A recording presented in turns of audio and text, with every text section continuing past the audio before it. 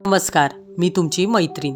आपल्या सर्वांच्या आयुष्यात कोणीतरी एक अशी व्यक्ती असते जिच्याशी आपलं नातं खूप खास असतं किंवा आपल्याला असं वाटतं की त्या व्यक्तीने आपल्याकडे लक्ष द्यावं.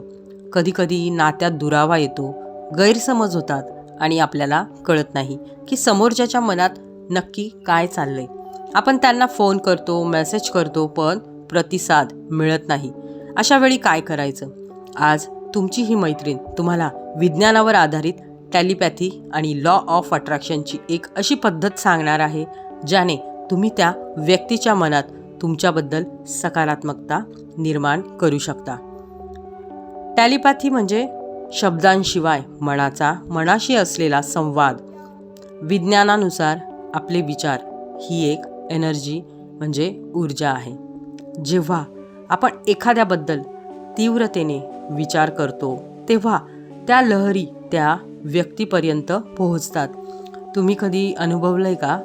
तुम्ही एखाद्या मित्राची आठवण काढली किंवा मैत्रिणीची आठवण काढली आणि लगेच त्यांचा फोन आलेला आहे. हीच ती शक्ती आहे.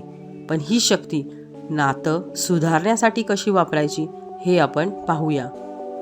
आपल्या मनात विचार ही एक ऊर्जा आहे.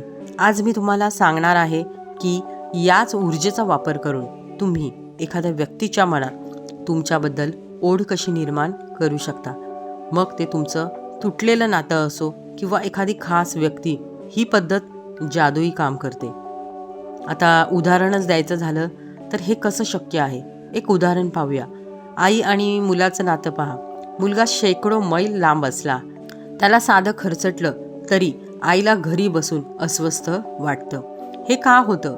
कारण त्या दोघांची अंतर्मनं एकमेकांशी जोडलेली असतात. म्हणजेच आपण शब्दांशिवायही एकमेकांशी संवाद साधू शकतो. हीच ताकद आज आपल्याला वापरायची आहे. ही पद्धत रात्री झोपण्यापूर्वी करायची आहे, कारण तेव्हा आपलं अंतर्मन सर्वात जास्त सक्रिय असतं. आणि पहिली पायरी आहे, बेडवर शांत झोपा आणि 3 वेळा खोल श्वास घ्या. तुमचं शरीर पूर्णपणे सैल सोडा. आणि दुसरी पायरी, आता डोळे मिटून त्या व्यक्तीचा चेहरा डोळ्यासमोर आणा. जणू काही ती व्यक्ती तुमच्या समोरच बसली आहे. आता तिसरी पायरी आणि सर्वात महत्त्वाची, त्यांना मनातल्या मनात एक सकारात्मक संदेश द्या. लक्षात ठेवा, संदेशात तक्रार नसावी. तू माझ्याशी का बोलत नाहीस असं म्हणण्याऐवजी आपल्यातील सर्व गैरसमज दूर झाले आहेत आणि आपण पुन्हा आनंदी आहोत असं म्हणा. चौथी पायरी, त्यांना प्रेमाने सांगा, धन्यवाद आपल्या सुंदर नात्यासाठी.